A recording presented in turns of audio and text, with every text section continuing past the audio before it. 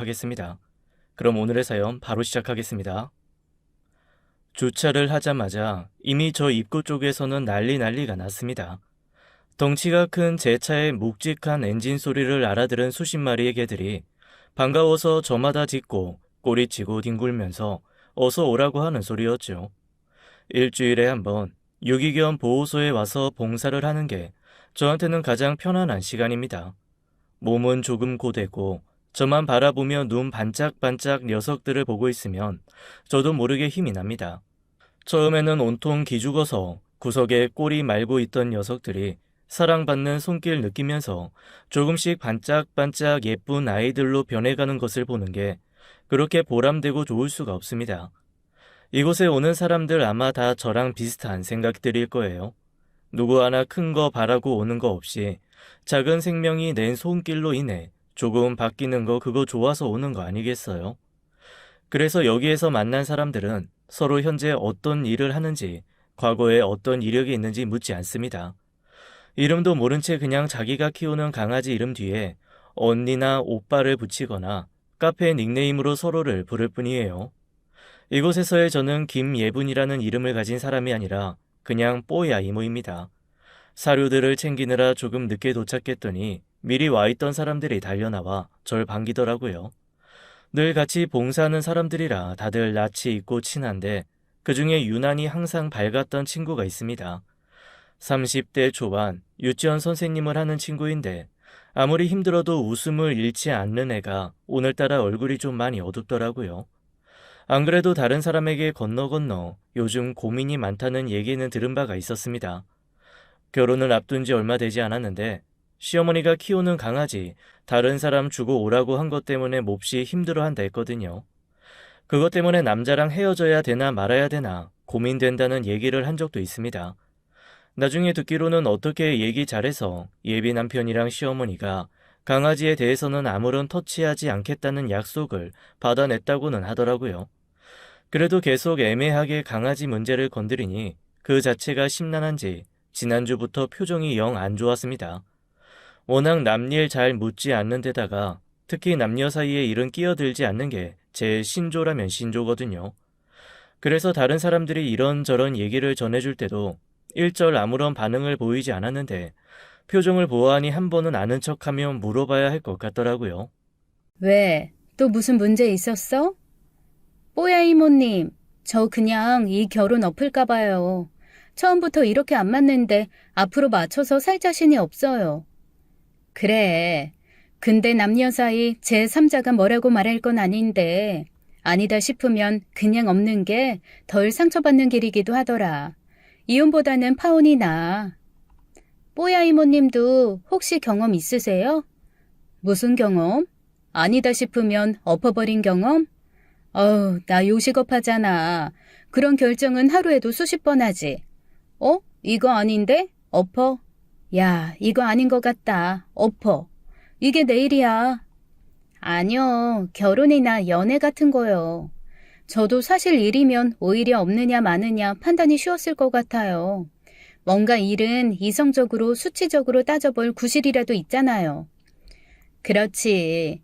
하다못해 일하는 시간에 연봉만 따져도 계산은 나오니까. 그런데 사람은 그게 안 돼서 힘들지. 아, 맞아요. 사실 지금 제 머리에서는 이런 식으로 시작하는 거면 100% 싸운다. 싸우면서 시작하는 건 좀 그런데 라면서 뒷걸음질 치는데 머리는 파혼하면 더 복잡해지는데 집이며 혼수며 그런 건 어떡하지 하면서 머뭇거려요. 당연해. 내 경험상 그럴 때는 그냥 어떤 결정이 일주일 뒤에 나를 편하게 할까 그걸 기준으로 삼아봐. 그래서 뽀야 이모님은 이런 결정 해보신 적 있어요? 나야 20년 전에 아주 기막히게 뒤통수 맞고 헤어졌지. 20년 전이요? 엄청 오래된 일이네요. 오래됐지. 그리고 그때 그 경험이 있어서 얘기해 줄 수 있는 거야. 이혼보다는 파혼이 낫다고. 난 아주 개싸움하면서 이혼했거든. 그것도 결혼하고 1년도 안 돼서. 지금에서야 3명 중 하나가 이혼한다고 하고 그닥 흠도 아니고 그랬는데 나 이혼할 때만 해도 이혼하는 건 가문의 수치고 인생 좋은 글씨인 줄 알던 시절이야. 믿어져? 사람들이 카드보다는 현금 더 많이 들고 다닌 시절이 있었다는 거. 아, 맞아요.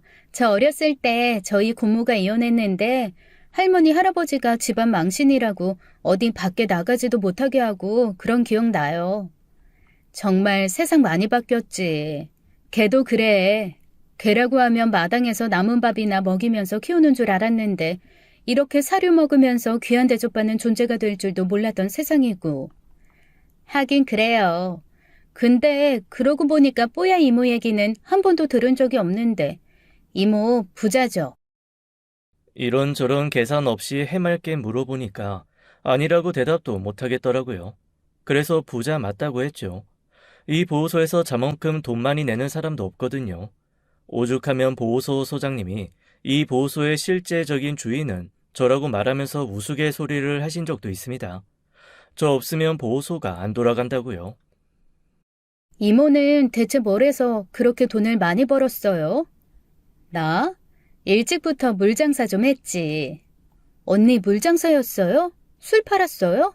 지금은 술 안 팔잖아요. 지금 음식점 하지 않아요? 나 진짜 20년도 훨씬 전에 내가 제일 처음 시작했던 사업이 찜질방이었어. 아버지가 시골에서 농사 지으시다가 거기 재개발되는 바람에 우리 집 순식간에 완전 벼락부자 됐었거든.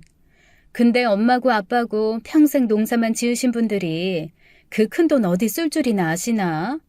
그냥 나한테 너 해볼 거 해보라고 그러시더라고. 집에 자식이라고는 나 하나니까. 와, 진짜 부럽다. 언니 말로만 듣던 금수저였네요. 금수저였다며 부러워하는 말을 들으면서 곰곰 생각에 잠겼습니다. 저도 모르게 한동안 잊고 지냈던 옛 생각이 스물스물 올라오더라고요. 너무 굴곡 많고 바쁘기만 했던 지난 세월 살면서 과거 얘기 생각할 겨를이 없었는데 어쩌다 보니 제 얘기를 하면서 끄집어내게 되었습니다. 봉사하면서 우연히 시작된 제 옛 이야기는 저를 아련한 옛날 추억으로 데리고 갔죠. 제 나이 19살 때 저희 집은 큰 부자가 되었습니다. 그때까지만 해도 대학도 썩 갈 성적도 안 되고 그냥 집에서 엄마나 돕다가 좀 괜찮은 사람 있으면 시집이나 가서 살림이나 해야지 라고 생각을 했었습니다. 그런데 갑자기 집에 주체 못할 만큼 큰 돈이 생기니까 사람이 하루아침에 뭔가 상황들이 바꾸기 시작하더라고요. 평생 푼돈 모아 푼돈 만들어 푼돈을 덜덜 떨며 쓰시던 부모님은 큰돈이 생기니 겁이 더럭 나셨는지 쓰지도 못하고 전전긍긍하기만 하셨습니다. 젊은 패기에 저만 그 돈 가지고 한번 돈을 벌어오는 거 해보겠다고 불끈 일어났죠. 그 당시 제가 처음 경험해보고 홀딱 반한 게 찜질방이었거든요. 아니 천지 세상에 이렇게 기분 좋은 게 있나 싶은 걸 태어나서 처음 경험한 거예요. 그래서 그 돈으로 덜컥 찜질방을 차렸습니다. 장사고 사업이고 아무것도 모를 때 그냥 너무 커서 운영난 겪던 목욕탕을 싸게 사서 찜질방으로 싹 개조를 했는데 그게 무지하게 대박이 난 겁니다.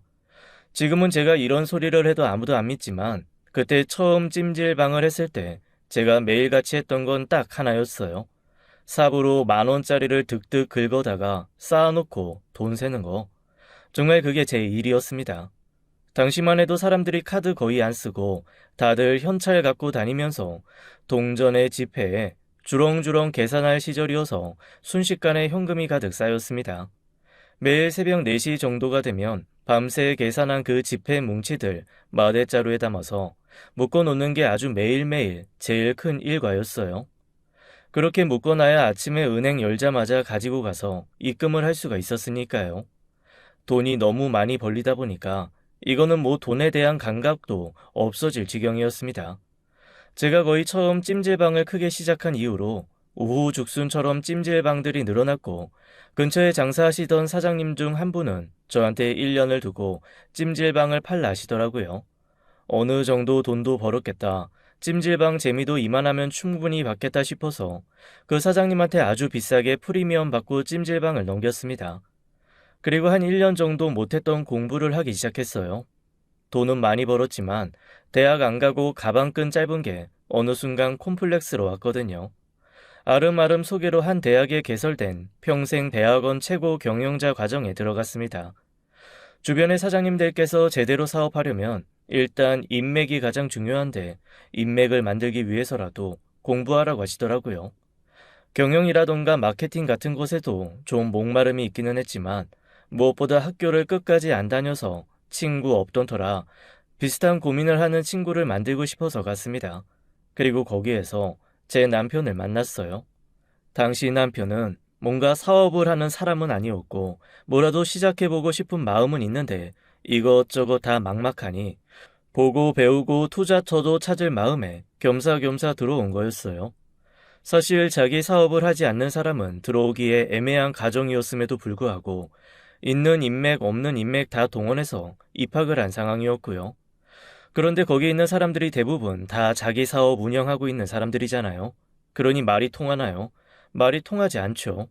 너무 겉돌고 어버버하길래 조금 안쓰러운 마음에 몇 번 도와주기도 하고 얘기도 나눴습니다. 그러다가 정이 들었던 거죠. 그곳에서 저는 좋은 분들 많이 만나서 그동안 막무가내로 했던 사업에 대해 점검도 하고 제가 한 번도 해보지 않은 요식업도 시작할 수 있게 되었습니다. 역시 사람은 배우기는 해야 되더라고요. 요식업 한번 해보지 않았는데 많은 분들의 도움 덕분에 첫 음식점 창업이 나름 성공을 거뒀습니다. 좋은 인맥으로 일단 재료 공수가 수월했고 성실하고 정직한 주방 인원들을 구할 수 있었던 것도 한몫했죠. 사업이라는 게 참 불 같아서 처음에 불 붙이기는 어려운데 한번 불이 붙으니 그야말로 활활 타오르기 시작했습니다. 좋은 재료에 정직하게 음식을 파니 고객들이 제일 먼저 알아주시더라고요. 절대 그 어떤 것에도 특히 재료에는 타협하지 않겠다는 저와의 약속을 지키기 위해 사실 그때만큼 제가 밤낮 없이 일했던 적이 없었던 것 같습니다. 처음 20평짜리 가게로 시작했던 건 금세 50평, 100평으로 늘어났고 직영으로 운영하는 매장이 3개 정도 더 생겼습니다. 여기저기에서 가맹점 내달라고 했지만 저도 그렇고 선배님들 조언도 그렇고 음식점 메뉴에 따라 좀 다르긴 하지만 가맹하는 순간 퀄리티 체크는 어렵다고 하시더라고요. 돈을 조금 덜 벌더라도 제가 할 수 있는 한 제대로 직접 신경을 쓰기 위해서는 딱 3개 정도의 가게가 적절하다는 판단이었습니다.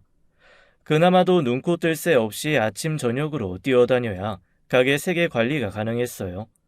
저 말고 정말 믿을 만한 매장 매니저가 필요했죠.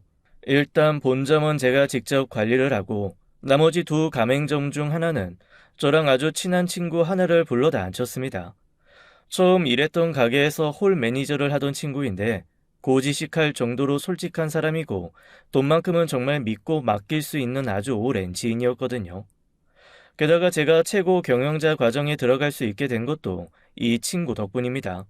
친구 아버님이 그 경영자 과정의 완전 초창기 선배님이셔서 지원도 많이 하시고 영향력도 있는 분인데 그분 추천으로 제가 좀 수월하게 입학할 수 있었거든요. 다른 사람은 몰라도 제 속 깊은 곳까지 닿아는 그 친구만큼은 믿고 맡길 수가 있었습니다. 문제는 가장 마지막에 오픈한 직영점이었어요. 2 직영점은 거리가 가까워서 제가 친구에게 부탁하고 스케줄을 따라서 왔다 갔다 충분히 할 수 있었습니다. 필요에 따라 점심 장사는 직영점, 저녁 장사는 본점, 이렇게 옮길 수도 있는 위치였고요. 그런데 마지막 나머지 하나 직영점은 거리도 좀 떨어져 있고 하나하나 챙기기에는 조금 벅찬 감이 없잖아 있었거든요. 누구를 고용해야 하나 깊은 고민에 빠져있던 제 눈에 띈 사람이 바로 제 전 남편이었습니다. 당시만 해도 늘 다른 사람 말 경청하면서 아주 성실하게 솔선수범하는 사람이라는 인상이 강했거든요. 알게 된 지 1년이 넘는 동안 나서지 않고 묵묵하게 다른 사람들 얘기 듣고 행동을 신중하게 하는 게 인상이 깊었던 터였습니다. 저런 사람이라면 같이 가게를 운영해봐도 되겠다라는 생각이 들어서요. 처음에는 남자와 여자로 만나는 게 아니라 제 가게를 맡길 만한 사람으로 한번 면접을 보자 하는 마음이었어요. 그래서 함께 수업 들은 지 거의 1년이 다 돼서야 제가 처음으로 먼저 말을 걸었습니다. 저기, 혹시 괜찮으시면 저랑 얘기를 좀 하실 수 있을까요? 와, 1년이 다 돼가는데 지금에서야 저한테 말을 걸어주시네요. 네? 그게 무슨 얘기예요? 제가 관심 있어서 계속 흘끔흘끔 보는 거 모르고 계셨어요? 순간 좀 당황스러웠습니다. 저는 일할 사람 면접을 보려고 했던 건데 갑자기 그 사람이 남자로 훅 저한테 직구를 던진 거니까요. 죄송한데 사실 그런 얘기 하려던 게 아니라 혹시 가게 운영하는데 관심 있냐고 매니저 해보실 생각 없냐고 여쭤보려고 했는데요. 그러자 그가 얼굴이 빨개지더라고요. 그러면서 사람 좋게 껄껄 웃으며 이렇게 대답했습니다. 아이, 뭐가 됐든 저는 좋아요. 일단 가까이 있을 수 있으면 언젠간 저한테도 또 다른 기회가 오겠죠. 뭐든 시켜만 주시면 열심히 하겠습니다. 그 말이 어쩐지 싫지가 않더라고요. 그렇게 그는 저의 세 번째 가게 매니저가 되었습니다. 그리고 몇 달 뒤 연인이 되었고 2년 뒤엔 남편이 되었어요. 처음 결혼 얘기가 나왔을 때 그가 저한테 머뭇거리면서 한 말이 있었습니다. 바로 자기 엄마에 대한 거였어요. 저는 혹시 흔히 보이는 그런 시어머니처럼 시집살이를 엄청나게 시키시려는 분인가 싶어서 잔뜩 긴장하며 들었습니다. 생각해보니까 연애하면서도 그리고 그 전에 같이 공부하면서도 한 번도 엄마에 대한 얘기, 가족에 대한 얘기는 들어본 적이 없더라고요. 결혼 얘기가 슬슬 나오니 그제서야 제게 털어놓은 겁니다. 그 사람이 엄마에 대한 얘기를 하지 않았던 이유가 있더라고요. 어머님 지금으로 얘기하면 엄청난 노마드이신 분이었던 겁니다. 사실 좋게 말해서 노마드고 나쁘게 말하면 그냥 남자 없이 못 사는 그런 여자였어요. 그가 그러더라고요. 나는 원래 한 집에 아빠가 여러 명인 줄 알고 컸어. 그런데 초등학교에 갔는데 친구들이 집에 아빠가 하나밖에 없다는 거야. 그래서 뭣도 모르고 그때는 무조건 많은 게 좋을 나이잖아. 그냥 나도 모르게 나는 아빠가 여러 명이라고 자랑했지 뭐야. 그리고 나서 난리가 났지. 나랑 놀지 말라는 얘기부터 시작해서 같은 반 안 했으면 좋겠다는 말까지 진짜 온갖 얘기를 다 들었어. 그때서야 알았어. 아빠가 여럿인 게 아주 이상한 일이라는 거. 아니, 그럼 어머니는 계속 결혼과 재혼을 반복하셨던 거야? 결혼은 정말 우리 아빠랑 한 게 처음이자 마지막이야. 웃기지? 그게 남자들도 보는 눈이라는 게 있고 느낌이라는 게 있잖아. 우리 엄마가 절대 서류상으로 엮이고 싶지 않은 종류의 사람인 거지. 그냥 옆에 두고 살랑살랑한 애인으로 두기엔 적당해도 내 아이의 엄마, 나와 함께 미래를 할 아내, 그런 사람으로는 안 보는 것 같더라고. 아니, 그러면 그냥 항상 동거하시다가 또 다른 분 만나고 그러시는 거야? 그건 너무 불안정하잖아. 어디 사시는데? 아니, 잠깐만. 뭐 하고 사시는데? 사는 건 그냥 같이 사는 남자 돈으로 살고, 사는 곳은 그 남자가 사는 곳이 우리 엄마가 사는 곳이야. 부초처럼 만나는 남자 따라 사는 곳도 옮기시거든. 늘 2년, 3년 주기로 남자를 바꿔서 만나셨어. 그리고 항상 그 남자가 있는 지역으로 가서 살았고, 나 중학교 때부터 그래서 자취했어. 엄마가 귀신같이 내 집에 찾아오는 날이면, 이번에는 또 남자랑 헤어졌구나. 그냥 그렇게 생각하고 그냥 그랬지. 많이 힘들었겠다. 솔직히 나도 지금도 잘 이해가 안 가. 그러면 같이 살다가 또 남자 만나면 나가시고? 학교 갔다 왔는데 엄마 트렁크 2개가 없고 식탁에 밥이 차려져 있다. 그러면 그냥, 엄마가 또 남자랑 같이 살려고 나갔구나 하고 말았어. 우리 엄마가 정말 평생 들고 다니는 트렁크 2개가 있거든. 그놈의 트렁크는 망가지지도 않더라. 노란 거 하나, 핑크색 하나, 정말 너덜너덜한 트렁크 2개. 그게 엄마의 짐의 전부야. 가끔 좀 돈 좀 있는 아저씨 만나고 들어올 때는 거기에 까만 스포츠백 같은 거 하나 더 얹어오고 그럴 때도 있었는데, 뭐 그런 경우는 거의 없었고. 와, 진짜 듣던 중 처음 듣는 얘기네. 잘하면서 너무 힘들고 혼란스러웠겠는데?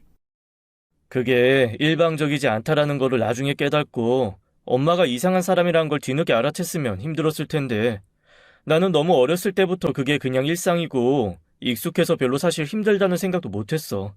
뭐랄까? 그냥 그게 너무 당연해서 아플 새도 없었다고나 할까?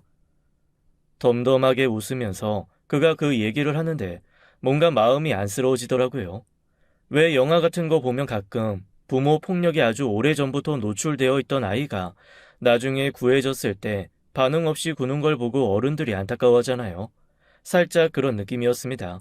그가 안쓰럽고 불쌍한 건 그렇다 쳐도 이기적이게도 저는 당장 그런 분이 시어머니가 될 것을 걱정이 되더라고요. 사방팔방 남자 따라 헤매어 다니시는 분이 시어머니가 되면 대체 어째야 하나 살짝 막막하기도 하고요. 그래서 제가 조심스레 물어봤습니다. 혹시 우리가 결혼하면 어머님이 같이 있거나 그러고 싶어 하진 않으실까? 그럴 리가. 우리랑 같이 살면 남자 못 만나잖아. 우리 엄마 자식 없이는 살아도 남자 없이는 못 살거든. 그리고 그렇게 남자들 바꿔가며 살았어도 한 번도 집에서 재운 적은 없어. 내가 어렸을 때 아빠가 많은가 보다 했던 건 그냥 쉬는 날 늘 다른 아저씨가 집에서 아빠처럼 굴었기 때문이야. 그분들도 밤에 잘 때 되면 엄마가 내보내시더라고. 같이 나가시는 건 그 다음 문제였고. 말이 좀 웃기기는 한데, 나름 아들한테 원칙은 있으셨나 보네. 집에서 함께 밤을 보내지는 않는다. 뭐 이런. 그랬나 봐. 여튼 우리가 결혼해도 아마 관심도 없을 거야. 그래도 부모님이니까 결혼식에서 아예 배제를 할 수는 없겠지. 상견례도 해야 하고 인사도 한 번은 해야 하고. 하지만 결혼 후에 남들처럼 시집살이 시키거나 그런 건 전혀 없을 거라 확신해. 아마 세상에서 제일 편한 시어머니가 될걸? 진짜 그럴까? 내 결혼에도 관심도 없을 거고 며느리한테 조금도 신경 안 쓸 거고 네가 자기가 만나는 남자 꼬시려는 것만 아니면 얼굴이 2개, 다리가 6개여도 별 상관 안 할 거야. 그리고 지금 만나는 남자는 그래도 한 3년 가는 거 보니 꽤 오래 만나는 건데 얼마 전에도 얘기 들어보니까 잘 돼가시는 모양이더라고. 그렇다면 절대 아마 우리 쪽 찾아오지도 않을걸? 아, 지금은 어디 계시는데? 해남 땅끝 마을. 땅끝 마을까지? 아니, 그 먼 데를? 남자 때문에? 얘기했잖아. 남자 쫓아 어디든 간다니까. 나 고등학교 때는 우리 엄마 울릉도에서도 산 적 있어. 울릉도에 비하면 해남 땅끝 마을은 양반이지 뭐. 시어머니는 제가 상상하는 범위를 벗어나신 분이었습니다. 젊은 시절부터 소위 말하는 금사빠셨대요. 한두 번 밥 먹고 어머니한테 예쁘다고 얘기를 해주면 금방 그분한테 반해서 그분이 계신 곳으로 거주지를 옮기셨다고 했습니다. 정작 당신 아들은 고모, 이모, 이웃집 아줌마, 사회복지사 손을 빌려가지고 컸는데 그런 식으로 남자 따라 이동하면서 키워준 자식만 7명이 넘는다고 하더라고요. 물론 그 자식들한테 다 인정 못 받고 나중에 팽당하기는 했지만 어쨌건 몹시도 특이하신 분이었던 거죠. 마침 제가 결혼을 생각할 때쯤엔 벌써 몇 년째 해남에서 꽤 건실하게 농사 짓는 분과 사귀고 계시다는 얘기를 듣고 그다지 크게 걱정하지 않아도 되겠다라는 생각을 했습니다. 만약에 근처에 계신다고 했다면 제가 결혼하는 거 아마 좀 고민했을 것 같긴 하거든요. 어머니만 아니라면 전 남편은 그래도 그때까지는 꽤 성실하고 괜찮은 사람이었고 그가 가게를 돌보면서 크게 손해나거나 손실 본 것도 없었습니다. 성장까지는 아니더라도 현상 유지만 해도 감사했던 시기여서 저는 여러모로 그냥 이 사람이 제 결혼 상대로 적당하다는 생각을 했습니다. 그래서 결혼을 했죠. 집도 제가 하고 혼수도 제가 했습니다. 예단 예물 생략하기는 했지만 그래도 시어머니 가방 하나 옷 하나는 해드렸고 남편 옷과 시계도 제가 했습니다. 물론 제 친정 부모님 예복이며 한복도 다 제가 부담했어요. 돈이 들어가는 걸 죄다 제가 부담하는 결혼을 하면서 저는 남편에게 바란 것이 딱 하나 있었습니다. 제 결혼 조건은 처음부터 이거 딱 하나였어요. 제가 일찍부터 독립해서 사업을 하면서 가족처럼 키우던 시추 강아지가 있었는데 그 강아지 데리고 가서 제가 키운다는 것, 그게 제 유일한 조건이었어요. 전 남편은 자기도 강아지 좋아한다면서 흔쾌히 강아지와 함께 사는 걸 찬성했습니다. 그렇게 가진 것 하나 없는 그와 신혼살림을 꾸릴 준비를 했습니다. 저희 부모님은 처음에는 그래도 조금 여유 있고 넉넉한 사람 만나서 결혼하길 원하셨는데 어차피 제가 돈 많이 충분히 벌고 있으니 나중에는 돈은 별로 상관없다고 수긍하시더라고요. 대신 제가 편안할 수 있게 도와주는 사람을 남편으로 맞이하는 게 나을 수도 있다며 별 반대 없이 허락을 해주셨습니다. 부랴부랴 신혼집을 구하고 결혼 준비에 박차를 가했습니다. 정말 웃긴 건 저도 시어머니를 상견례 때 처음 만났다는 거예요. 시골에서 올라오기 힘들다고 그냥 한번 얼굴 보면 된다고 하시면서 상견례 때 우르르 인사하자고 하시더라고요. 아무리 그래도 그건 아닌 것 같아서 저희 둘이 계신 곳으로 내려가겠다고 했더니 그것도 싫다고 하시는 거예요. 돈 버는 중한 일하는데 뭐 인사치레 하려고 여기까지 내려오려는 거였죠. 그러면서 한번 만나 인사하는데 큰 돈 드릴 것도 없다며 상견례도 그냥 저희 가게 룸에서 하자고 하시는 겁니다. 좀 당황스럽더라고요. 하지만 부모님은 오히려 그 얘기를 전해 듣고 안심하신 듯 했습니다. 남들 눈치 보고 괜시리 유세 떠느라 허례허식 집착하는 사람 아닌 것 같다고, 오히려 그런 사람이 낫다고까지 하시더라고요. 그리고 상견례 당일 만난 시어머니는 제가 걱정했던 것처럼 아주 이상하거나 싼 티가 막 흐르는 그런 타입은 또 아니었습니다.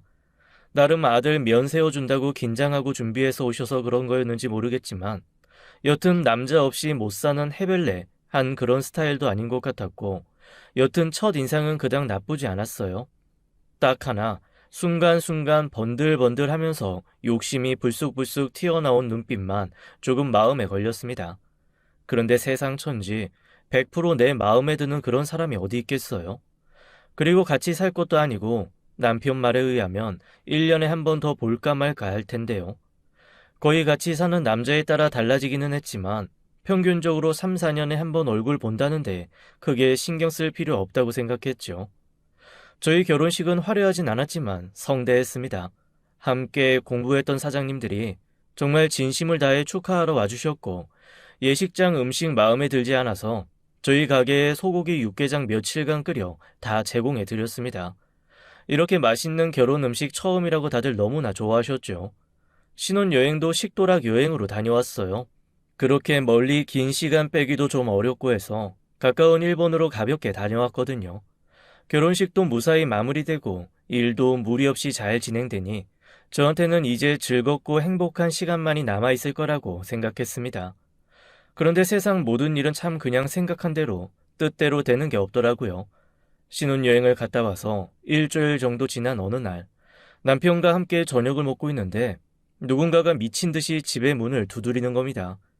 이 시간에 대체 누구냐는 제 말에 남편이 말없이 나가서 문을 열더라고요.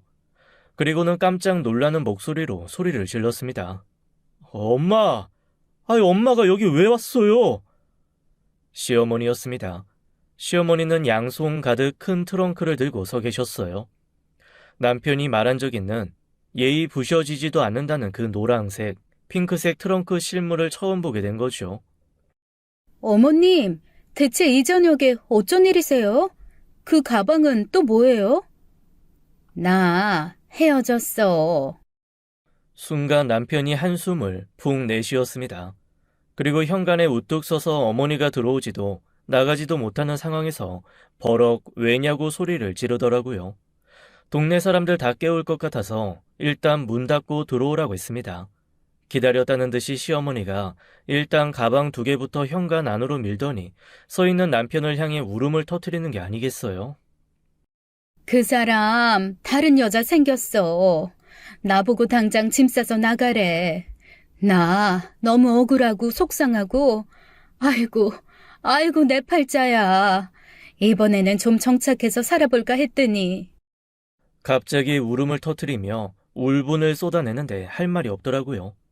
남편도 황당한지 서서 아무 말도 없이 멍하게 자기 엄마를 보고만 있었습니다. 나 당분간 갈 데도 없고, 여기 너희 작은 방 하나는 있지? 나 거기서 좀 살아야겠다. 무작정 밀고 들어오시는 시어머니를 보면 저는 황당함에 아무 말도 할 수가 없었습니다. 경우 없고 어이없고 기가 막히기는 했지만 이미 밤이 좀 늦은 시간이었고 그 시간에 남도 아닌 가족을 밖으로 내쫓을 수는 없잖아요. 얼결에 작은 방에 모셨죠. 그런데 지금 생각해보면 그때 제가 정신을 똑바로 차리고 작은 방으로 모실 게 아니라 바로 근처에 있는 호텔이라도 잡아드렸어야 했습니다. 작은 방을 잡는 그 순간 어머님이 저희 집에서 나가지 않을 빌미를 고스란히 제공한 셈이었거든요. 이후에 시어머니에게 들은 얘기는 점입가경, 점점 더 어이가 없는 것이었어요.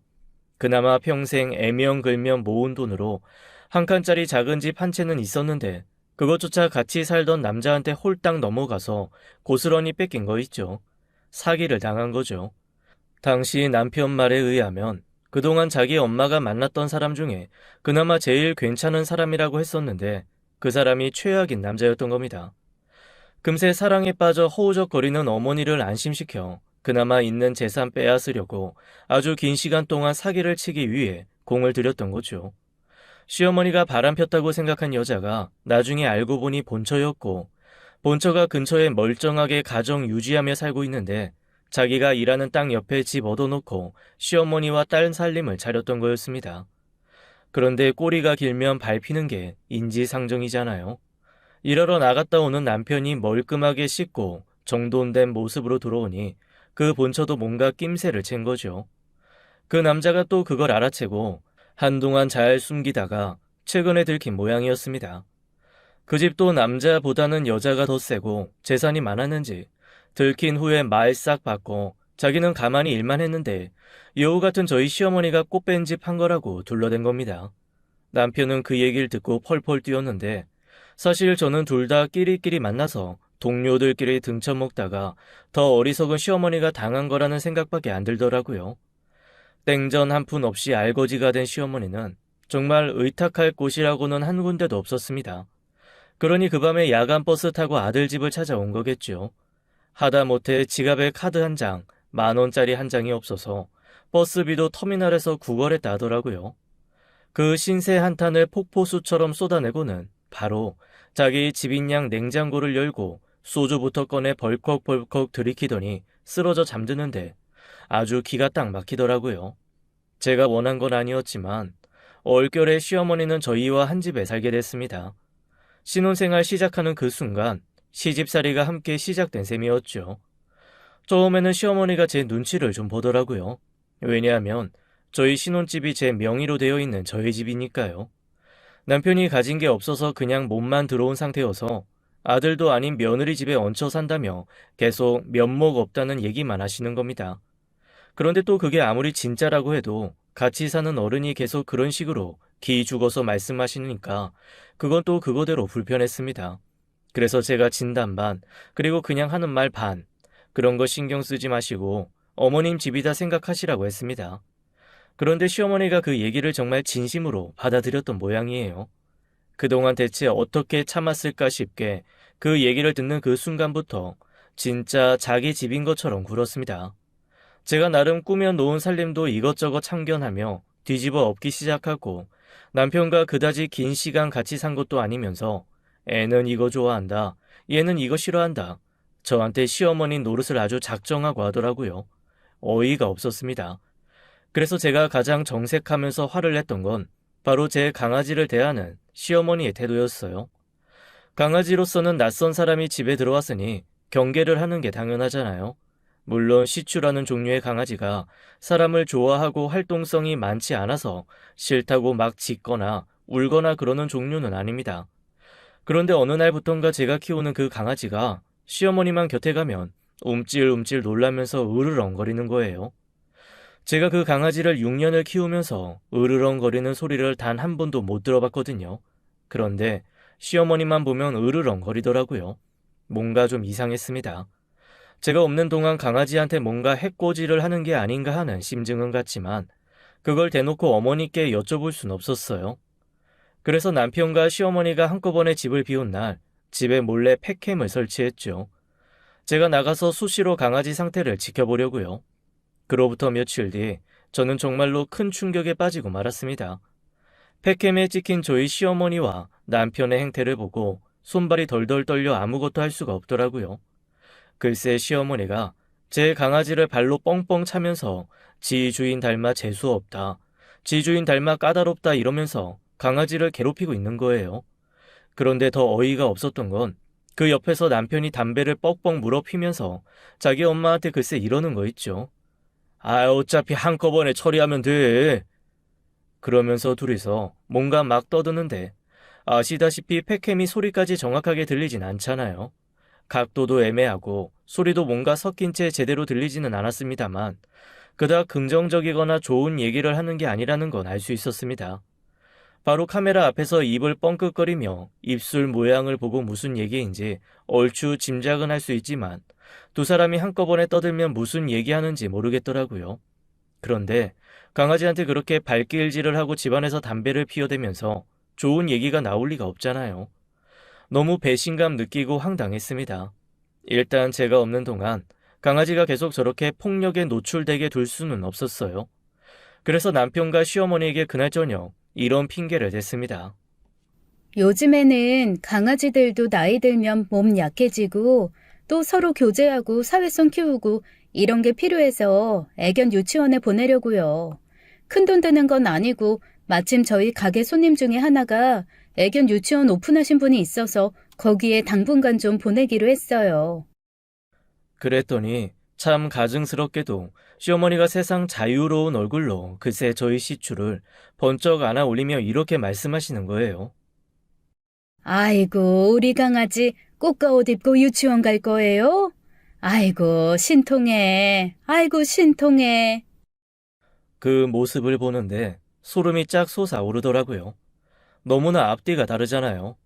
그날부터 저는 남편과 시어머니의 일거수일투족을 의심하고 살펴보기 시작했습니다. 그전까지는 저도 너무 바빠서 하나하나 다 따져보지 못했었는데 일단 한번 그렇게 의심의 촉을 세우니 이상한 게 한두 개가 아니더라고요. 사실 가게 일을 하다 보면 너무 피곤해서 저녁에 눕기만 하면 골아떨어지거든요. 그런데 고민이 생기니까 저도 모르게 뒤척뒤척하며 잠을 설치게 되는 거예요. 어떡하든 자야 된다 주문을 외우면서 눈을 꼭 감고 있는데 제 코앞으로 남편의 손이 왔다 갔다 하는 게 느껴졌습니다. 제가 정말로 잠들었는지 아닌지 확인하는 손길이었어요. 소름이 쫙 끼쳐 올라왔습니다. 제가 꼼짝도 안 하자 잔다고 생각했던 남편은 조심스레 일어나서 살금살금 방 밖으로 나가더라고요. 그리고는 곧이어 밖에서 두런두런 시어머니와 함께 뭔가를 얘기하는 소리가 들렸습니다. 둘이서 속삭이듯 얘기하니 들릴 리가 있나요? 하지만 몇 가지 단어가 제 귀를 파고들었습니다. 가맹점, 성금, 그리고 계약 이런 단어들이었어요. 그리고 현금이라는 단어도 들렸고요. 대체 둘이서 무슨 꿍꿍인지 알 도리가 없더라고요. 두런두런 한 20분 정도 얘기를 나누던 두 사람은 자던 개가 깨서 끙끙거리자 시어머니 방으로 함께 들어갔습니다. 그리고 방문을 닫고 1시간 정도 서로 얘기를 나누더라고요. 그 시간 동안 저는 침대에 누워 온갖 상상을 하며 잠을 설쳤습니다. 얘기를 마친 남편이 다시 조용히 방으로 들어와 제 옆에 누웠습니다. 그 사람이 자리를 잡느라 뒤척이다가 슬쩍 제 손에 남편의 손이 닿았는데 너무너무 소름이 끼치고 싫었어요. 분명 이 사람 뭔가 꾸미고 있다는 확신이 들었죠. 다음날 저는 집에서 조금 준비할 게 있다고 민기적거리며 남편을 먼저 출근시켰습니다. 마침 그날은 남편이 업장으로 가는 게 아니라 거래처 사람들을 만나 납품되는 식재료 같은 것들을 확인하는 날이었어요. 남편이 가게에 없는 날 한 번도 불시에 찾아간 적이 없었어요. 그냥 믿고 맡겨야지 제가 들락거리면 위신도 서지 않고 불편할 거라는 생각에 저는 나름 배려를 했던 거였습니다. 하지만 남편의 행태를 보니 가게도 뭔가 문제가 없지는 않을 것 같다는 생각에 남편이 맡아서 운영하고 있는 직영점을 가볼 요량이었습니다. 시어머니는 아주 곱게 차려입고 만날 사람들이 있다면서 남편과 함께 나가시더라고요. 기회는 이때다 싶어 시어머니 방에 몰래 녹음기를 설치했습니다. 제가 아무래도 가게를 하다 보니 녹음기라던가 카메라라던가 이런 기계를 여유분으로 좀 사놓기는 하거든요. 녹음기를 설치하고 바로 남편이 운영하는 직영점으로 찾아갔습니다. 사실 요 몇 달간 계속 손님이 너무 없고 장사가 안 된다며 남편이 엄청 힘들어하고 투덜거렸거든요. 저한테 재료값을 성금으로 가져간 적도 2번이나 있었습니다. 그런데 제가 가서 보니까 그 어떤 곳보다도 손님이 많이 오는 거예요. 주방에 들어가 봤죠. 그리고 거기서 저는 엄청난 충격을 받았습니다. 제가 거래하는 집의 채소들이 아니더라고요. 남들이 봤을 때는 거기서 거기라고 생각하겠지만 저 진짜로 재료에 대해서는 절대 타협하지 않거든요. 그런데 양파도, 파도, 무도, 게다가 고기까지 제가 거래하는 집 물건이 아닌 겁니다. 너무 놀라서 주방 매니저를 불렀죠. 주방 매니저가 쭈뼛쭈뼛 눈치를 보면서 슬금슬금 다가오더라고요. 그러면서 하는 얘기는 제가 뒷목 잡고 쓰러질 만한 얘기였습니다. 죄송해요. 바깥 사장님이 거래처 시범 삼아 바꿔봐야겠다고. 그런데 사장님이 아시면 허락 안 하실 테니까 일단 우리 매장에서 먼저 해보고 본인이 얘기하신다고 했어요. 그 전까지는 절대 말하지 말라고 하셨고요. 아니, 누구 맘대로 거래처를 바꿔? 그리고 이 물건 보면 몰라? 원래 거래하던 곳보다 훨씬 안 좋잖아. 저희도 좀 그래요.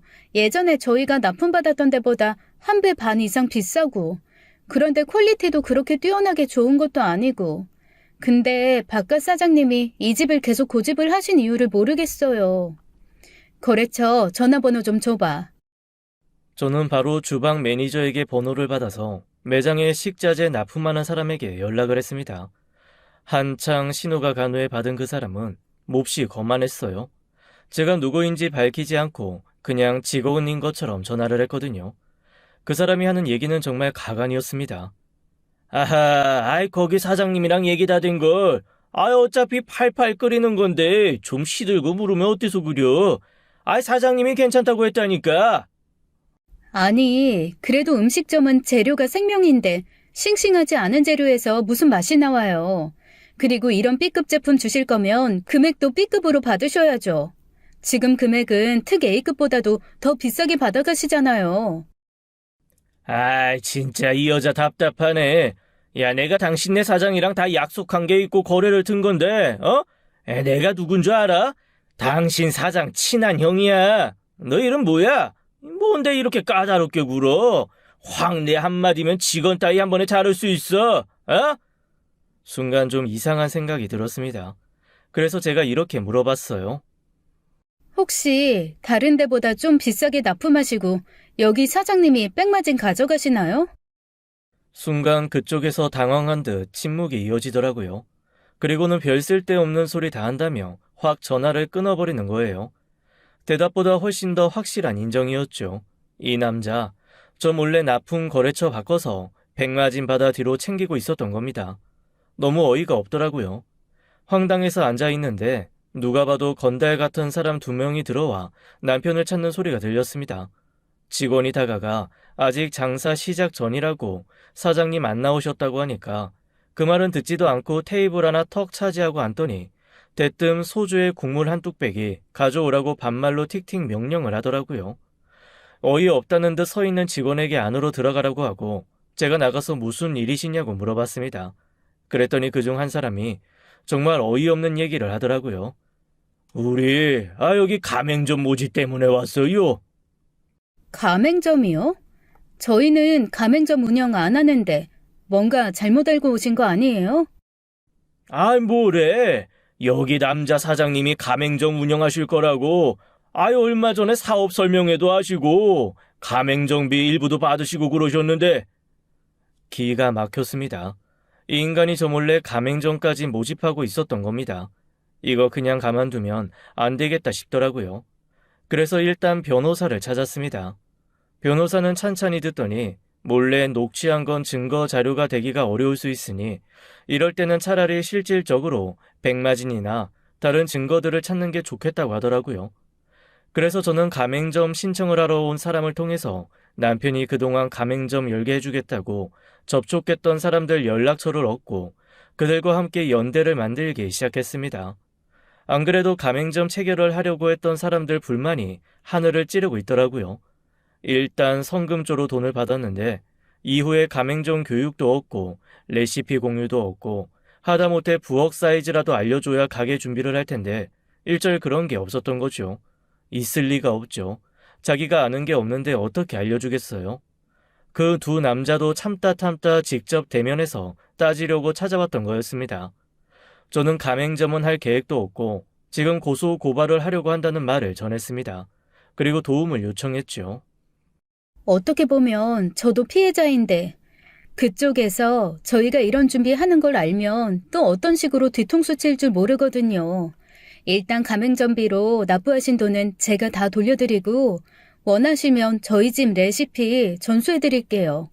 저희 집 간판 쓰실 수는 없지만 맛이나 스타일은 가져가셔서 각자 가게 오픈하실 수 있게요. 대신 저 좀 도와주세요. 한번 속았던 사람들이라 쉽게 마음을 열지는 않았지만 그래도 진심은 통하는지 조금씩 제게 협조하고 증거들을 제공해주기 시작했습니다.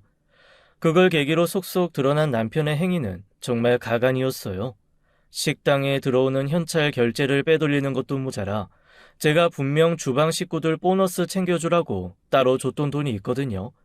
그것도 일부만 주고 나머지는 자기가 챙겼더라고요. 더 어이가 없었던 건 제가 식자재 확보 때문에 밭대기로 몇 군데 계약을 해서 사둔 땅이 있었는데 그것도 몰래 빼돌려서 그 밭에서 나오는 농산물 탐냈던 다른 가게한테 팔아넘길 정황도 확보가 됐습니다. 이 인간 아주 작정하고 저한테 덤빈 거였더라고요. 그리고 결정적으로 시어머니의 침실에 심어주었던 녹음기에서 둘이 제 재산 싹 빼돌려 달아날 계획을 아주 구체적으로 세운 게 밝혀졌습니다. 그 모든 증거를 가지고 저는 그동안 남편에게 속았던 사람들, 남편 때문에 불이익 당했던 사람들까지 싹 모아서 이혼 소송을 진행했습니다. 처음에는 오해라고 딱 잡아떼던 남편, 제가 속속들이 내미는 증거 자료들을 보고는 얼굴이 하얘지면서 아무 말도 못하더라고요. 그리고 어이없게도 결혼했으니 이혼하면 재산의 절반은 자기 거라는 얘기를 뚫린 입으로 짓거려댔습니다. 제가 너무 어이가 없어서 너한테 돈을 주느니 차라리 아프리카 난민 구호센터를 짓겠다며 버럭 소리를 질렀더니 그제야 쥐 죽은 듯 가만히 있더라고요. 시어머니는 자기 아들과 작당해서 저를 싹 털어먹을 계획이 무너지자 바로 자취를 감췄습니다. 분명 또 사기치려고 준비하던 중 만났던 남자 중에 하나 물어가지고 그 남자 쫓아갔겠거니 신경도 쓰지 않았어요. 결혼한 지 1년이 채 되지 않았는데다가 신혼집, 혼수 다 제가 장만한 증거도 있고 시어머니와 남편이 작당 모의한 증거에 제 가게 운영하면서 빼돌린 사기까지 오히려 남편은 저에게 손해배상을 해줘야 할 처지에 빠졌습니다. 그것까지 하게 되면 자기 정말 평생 재기하기 힘들다고 싹싹 빌었지만 괘씸해서 절대 봐주지 않겠다고 했어요. 평생 땅을 파서라도 저한테 돈 갚으라는 말과 함께 진짜 과감하게 내쫓아버렸죠. 이후 저는 남편과 이혼을 하고 오직 가게 운영에만 전념했습니다. 그리고 3개까지 늘었던 가게는 2개로 줄이고 진중하게 오랜 시간 제 곁에서 묵묵히 가게를 지켜준 친구가 운영하는 것, 그 다음에 제가 직접 운영하는 가게, 그렇게 2개만 운영하기로 했어요. 돈은 그만큼 덜 벌리지만 그래도 그게 훨씬 더 마음이 편할 것 같더라고요. 돈을 덜 버는 대신 여유로워진 시간은 그때부터 봉사에 쓰기 시작했습니다. 이게 사람이 큰 돈을 누군가의 사기로 인해 잃을 뻔한 경험을 하고 나니까 그런 놈들 배 불려주느니 좋은 일에 얼른 써야겠다는 생각이 들더라고요. 유기견 봉사도 그래서 본격적으로 시작했고 노인 복지관 봉사, 그리고 고아들과 보호 종료 아동들까지 사회에서 도움이 필요한 대상들을 상대로 봉사를 하기 시작했어요. 후원도 아낌없이 했습니다. 그게 제가 어떤 큰 뜻이나 인격이 훌륭해서가 아니라 정말 전 남편, 전 시어머니 같은 사람들한테 사기당해서 그런 놈들을 좋은 일 시키느니 있는 돈 빨리빨리 필요한 사람들한테 쓰고 죽어야지라는 생각 때문이었어요. 어떻게 보면 그 사람들로 인해 제가 봉사에 눈을 뜬 거니 그건 좀 고맙게 생각해야겠죠. 가맹점 때문에 피해를 입을 뻔한 분들께도 약속대로 저희 집의 모든 레시피를 전수했습니다. 각자의 지역에서 저희 집 레시피로 장사 잘하고 있다며 고맙다는 인사 받을 때마다 그래도 그 망할 놈이 좋은 인연은 만들어줬다는 생각을 합니다. 세옹지마라고 세상 모든 일에 나쁜 면만 있는 건 아니더라고요. 그분들이 저한테 고마워하면서 가족처럼 챙겨주시는 바람에 저는 전국 곳곳에 이모, 삼촌, 조카가 가득한 복 많은 사람이 되었거든요. 아, 시어머니는 그 이후로 딱 한 번 저한테 한 번만 용서해 줄 수 있냐고, 혹시 돈 좀 줄 수 있냐고 찾아왔습니다. 그나마 붙어있던 남자한테 또 버림받은 모양이더라고요. 그래서 제가 아들 찾아가시라 그랬더니 저한테 같이 사기치려다 들켜서 이혼한 이후 아들하고 절연했다고 하는 겁니다. 그리고 그 아들도 지금 어디 시골에서 일용직 전전하며 살고 있다며 자기라도 좀 살려달라고 하더라고요. 저기, 돈 주기 싫으면 나 아는 가게에 취직이라도 좀 시켜주면 안 될까? 내가 알다시피 몸이 약해서 험한 일은 못하고 카운터는 정말 잘 볼 수 있는데. 어이구, 고양이한테 차라리 어물전을 맡기는 게 낫죠. 고양이는 그래도 배부르면 안 먹고 바라보기라도 할 거 아닙니까? 제가 정말 소금 한 대 빡 뿌려서 내쫓고 싶었지만 그러지는 않았고 그냥 카운터에서 1,000원짜리 5장 꺼내어 손에 쥐어줬습니다. 보통 자존심 상하면 그런 돈 안 받고 갈 만한데 고맙다 그러면서 받아가는 걸 보고 헛헛하더라고요. 아이고, 당신의 말대로 참 5,000원치밖에 안 되게 구겨졌구나라는 생각에 좀 심란하기도 하고 어이없기도 했습니다. 그 이후 저는 연애와는 담쌓고 10수년을 살았어요. 남자한테 좀 질리기도 했고 살다 보니 그냥 일이 재밌더라고요. 그리고 요즘이 가장 편합니다. 봉사하고 제가 즐거워하는 일하고 좋은 사람들과 함께 시간 보내고 그리고 돈 벌고 요즘만 같으면 정말 사는 거 전혀 아무런 불만 없어요. 더할 나위 없이 행복합니다. 지금까지 사연 읽어주는 남녀였습니다. 끝까지 함께 해주신 여러분 감사드리며 저희는 다음 사연으로 돌아올게요. 감사합니다.